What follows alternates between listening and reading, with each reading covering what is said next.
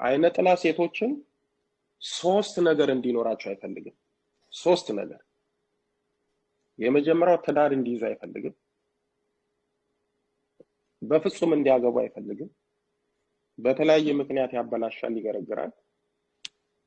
እንደው ተፋልጠው ተሟሙተው በስንት ትግል ትዳር ቢይዙ ደግሞ ልጅ እንዲወልዱ ደግሞ አይፈልግም። እንደምንም ብለው ደግሞ እግዚአብሔር ረድቷቸው ደግሞ ልጅ ቢወልዱ ደግሞ የሩካቤ ደስታ እንዳይኖራቸው ያደርጋል። በአጠቃላይ ትዳር እንዲይዙ ልጅ እንዲወልዱ ከትዳር አጋራቸው ጋር ደስታን እንዲጋሩ አይፈልግም። እነዚህን ሶስቱን ነገር ይጠላል። ከሶስቱ ደግሞ ወይ አንዱን ያጎላል፣ ወይ ሁለቱን ያጎላል፣ ወይ ደግሞ ሶስቱንም ያጠፋል። እንዳያገቡ፣ እንዳይወልዱ፣ እንዳይደሰቱ ያደርጋል። ወይ ደግሞ ቢያገቡ ልጅ እንዳይኖራቸው፣ ደስታ እንዳይኖራቸው በሩካቤ ስጋ።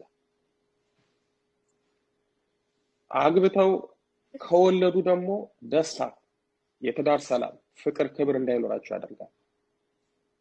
ትልቁ የህይወታችሁ የትዳራችሁ ጠላት አይነ ጥላ ነው፣ ማንም አይደለም።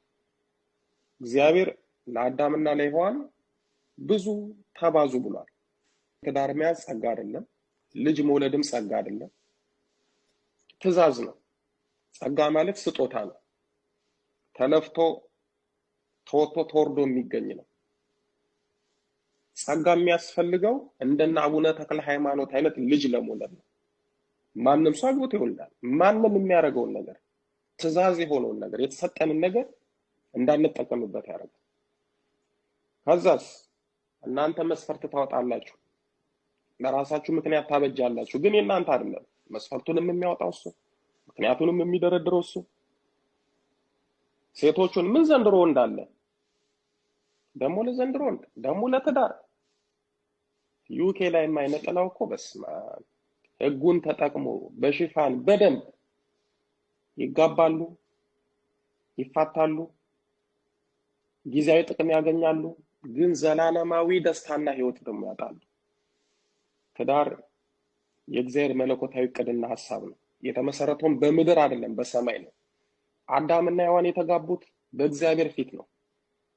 አዳምና ሔዋን የተዳሩት በቅዱሳን መላእክት ፊት ነው። አንድ ሆነው የኖሩት በገነት ነው ለ7 ዓመት። ወደ ምድር ኃጢአት ሰርተው መጡ፣ ወደዚህ ወረዱ። ግን ትዳሩን ይዞት የመጡት ከሰማይ ነው። በሰማይ ነው የነሱ ጋብቻ የተፈጸመው። ወደ ምድር ግን አምጥተው መኖር ነው የጀመሩት። ይሄን ሰማያዊ ቡራኬ፣ ሰማያዊ በረከት፣ የእግዚአብሔር ቃል ትእዛዝ በእናንተ እንዳይፈጸም አጅሬ ይገረግራል፣ ያሳጣል። የምትናገሩት ምክንያት የምታወጡት ራሳችሁ ትመስላላችሁ። አይፈልግም። እና ግን ደግሞ ዓለም ላይ ካላችሁ ካላገባችሁ ወይ ካልሞነኮሳችሁ ምንድነው ህይወት? መንታ መንገድ ላይ መቆም፣ ጊዜው የሚያባክነው። እንዳታገቡ ብዙ ነገር የሚያደርገው እሱ ነው። ችግሩ ደግሞ እሺ በቃ አይነ ጥላ ነው፣ እድሌም ዘግቶ ያለ ትዳር እንዳያስቀረኝ፣ አይ በቃ ይሄን ትምህርት ሰምቻለሁ ላግባ ደግሞ ስትሉ አጅሬ ደግሞ የራሱን ሶስት ስፖንሰር አድርጎ ያመጣል። ይሄ ነው ደግሞ ክፋቱ። አገባለሁ ስትሉ ከደና ያገናኛችሁ፣ ትዳራችሁ የሚበጠብጥ፣ የሚያናውጥ፣ የሚበትን፣ ህይወታችሁን የሚያመሰቃቅል የራሱን ሰው ያመጣና አይነ ጥላው ላይ አይነ ጥላ ይጋባል። ከዛ በቃ እየበጠበጠ ይኖራል። ይሄም ደግሞ ወዳለ እንዲህ እንዳይሆን ጸሎት ማድረግ፣ መቀጥቀጥ፣ መጀመሪያ መንፈሱን መላቀቅ። ተጋብቶም ደግሞ ችግሩ ሲፈጠር እሱ መሆኑ ከታወቀ ደግሞ ቀጥቅጦ ማሸኘት፣ ህይወት ማስወጣት። በጌታችን በኢየሱስ ክርስቶስ ስም መተት፣ ቡዳ፣ ዛር፣ ውቃቢ፣ አፍዛ፣ ደንግዝ ወደዚህ ትመጣላችሁ። የሚስጥር መተት የትምህርት ቤት የድን ፍቅር የሌለው በጎነት የሌለው እንዲህ ባለ ሁኔታ ውስጥ የተወለደ ዜጋ ስለሆነ ነው። ያ የ60ው ዘመን ትውልድ ደግሞ ይሄንን ያፈራው የሚስጥር መተት ይሄ ነው። እንግዲህ ለፉገራ የሚመጡ ብዙ ናቸው። የዚህ ሁሉ ህዝብ ስቃይ ምናቸውም አይደለም።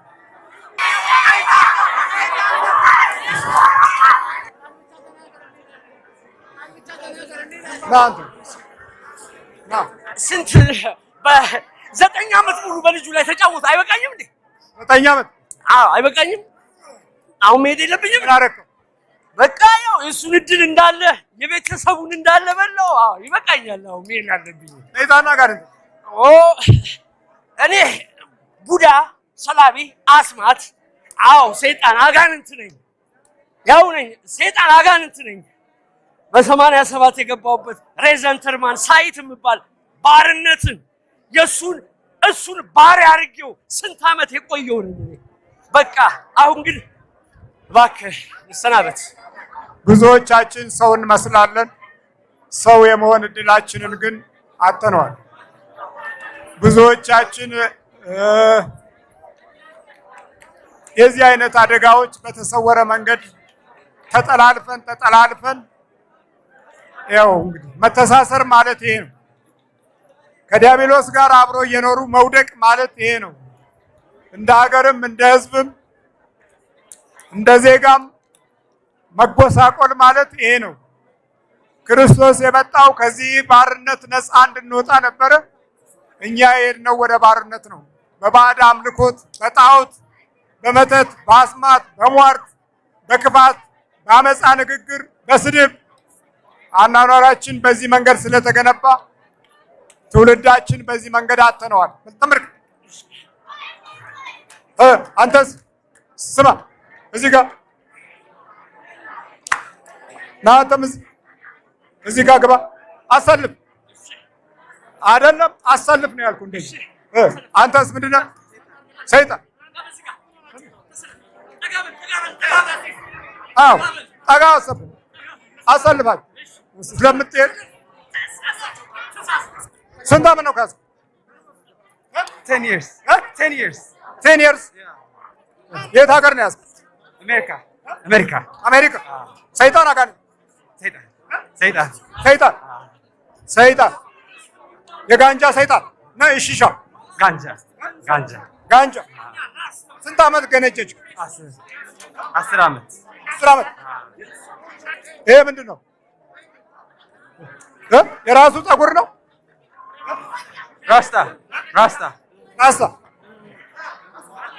ራስታ ነው ያደረከው? አዎ። ትለቃለህ? ይሄ ስንት ዓመት ነው ይሄ ከተቋጠረ?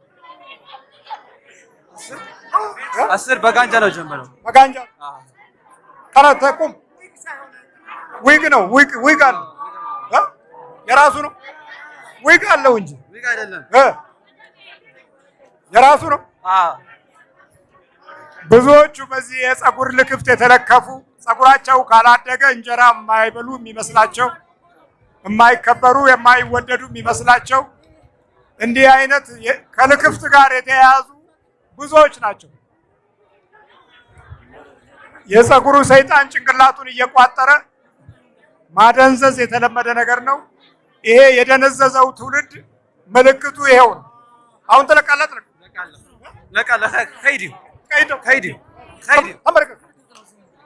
እሺ፣ በኢየሱስ ክርስቶስ ስም አንድ ላይ፣ በስላሴ ስም፣ በወላዲተ አምላክ ስም፣ በቅዱስ ሚካኤል ስም ሁላችንም ለቀን ሲሆን እንገባለን።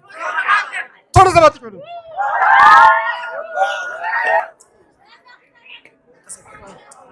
ተነስ፣ ያዘ ብር አስገባው። በቃ ስነ ስርዓት ያዝ። ምንድን ነው? መስተፋቅር ምንድን ነው? መስተፋቅር መተት መስተፋቅር መተት አይነ ጥላ። ምን አድርገህ የተባለ? እድሉን፣ ገንዘቡን፣ ስራውን፣ ሁሉንም ነገር ህይወቱን አበላሽ። ህይወቱን፣ ስራውን፣ ሁሉ ገንዘቡን ነው የሚሰራው። መሀንዲስ ነው። የመንግስት መሀንዲስ ነው። መንግስት መሀንዲስ አበላሽ ተብሎ ነው የገባው። ስንት ዓመት ነው ከገባበት? 6 ዓመቴ 6 ዓመቴ 6 ዓመት ምን አደረከው? 6 ዓመት ሁሉም ነገር አሸጥኩት። ሁሉንም ንብረቶቹን፣ መኪኖቹን ሁሉንም አሸጥከው? አሸጥኩት። አዎ። ለምን? በቃ ስንት ዓመት ማለት ስንት መኪና አሸጥክ? አንድ መኪና፣ ቤት፣ ሆቴሉን በጠቅላላ ንብረቶች፣ ብሮችን፣ ስራዎቹን አሳገርኩበት። በጠቅላላ ህይወቱን ሁሉ ስራዎቹን አሳገርኩበት። የሚያስካድኩት በጓደኞቹ ገብቼ አስካድኩት ሁሉንም ስራ። በስንት ብር ነው የገባው? መጀመሪያ በ3000 ብር። ከዛ በኋላ እየታደስኩ እንደገና እየገባው ወጣ ቀጸበል እገባለሁ። እየታደስኩ እገባለሁ።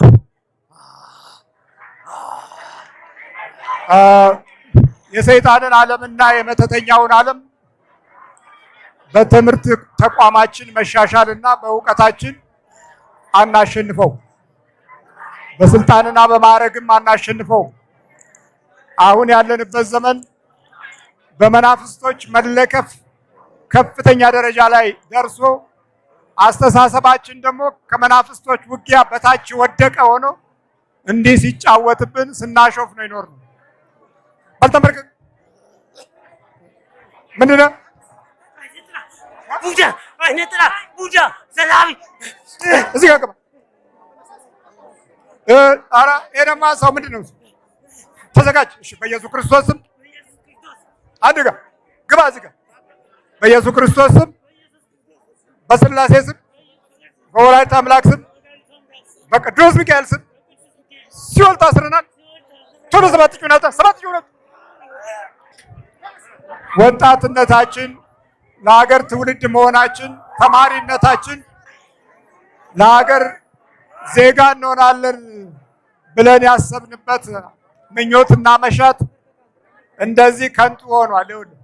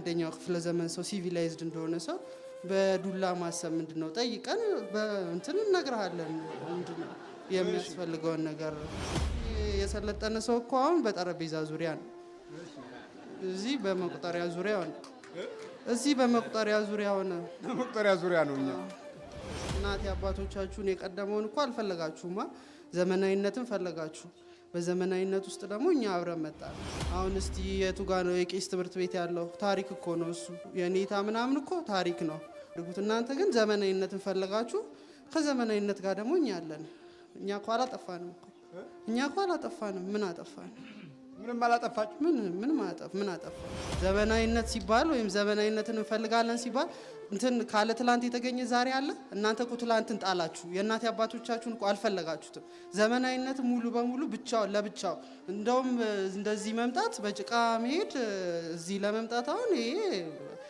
እንትን ነው ያረጀ አስተሳሰብ አመለካከት ነው ደጋግመህ ስትጠይቅ ነገር እሰማለሁ በዚሁ ልንገርህና ለምንድነው አብረህ የምትወልደው ትላለህ ሰው ለምንድነው ልጅ የሚወልደው ዘሩ ሊቀጥል አይደል እኛም አብረን የምንወለደው ዘራችንን ልንቀጥል ነው መለስኩልህ ይሄ መልስ ከሆነ ትክክለኛው መልስ ይሄ ነው የመጣው ትውልድ ደግሞ የተመቻቸ የበለጠው ነው አሁን እኮ የቀን ትውልድ አለ እንደ የማታው ትውልድ እኮ ነው እንትን አንተ ላትወጣም መሰለኝ እንጂ ወጣ እኮ ማታ እንትን አገሩ እኮ የሚደምቀው እኮ ማታ ነው ትውልዱ ራሱ የማታው ትውልድ ሆነ በቃ ጨለማ ከብርሃን ጋር አብረት አይደለ የሚለው እናንተ ግን ምኑን ፈለጋችሁ ብርሃኑን አልፈለጋችሁትም እሱማ ሞኝነት ጅልነት ነው ጨለማውን ፈለጋችሁ አንድ አለመታየት ነው እንደ ሚስጥር አድርገን ጠብቀን እንድንቆይ ያደረገን ገብቷል አሁን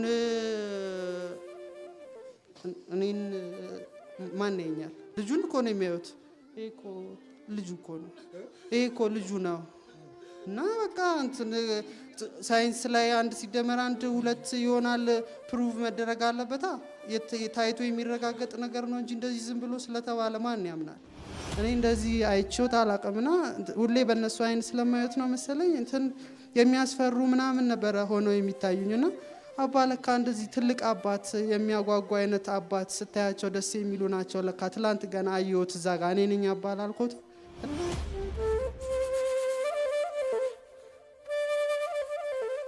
የማይፈታ ህልም የማይዘገን ጉም እንዲያ ባይሆን ቅሉ ምኞቱ በሙሉ ያዋልቅ እንዲያ ባይሆን ቅሉ ምኞቱ በሙሉ አይሆንም ዝም ብሎ ምኞቱ ነው ገጠምክልኝ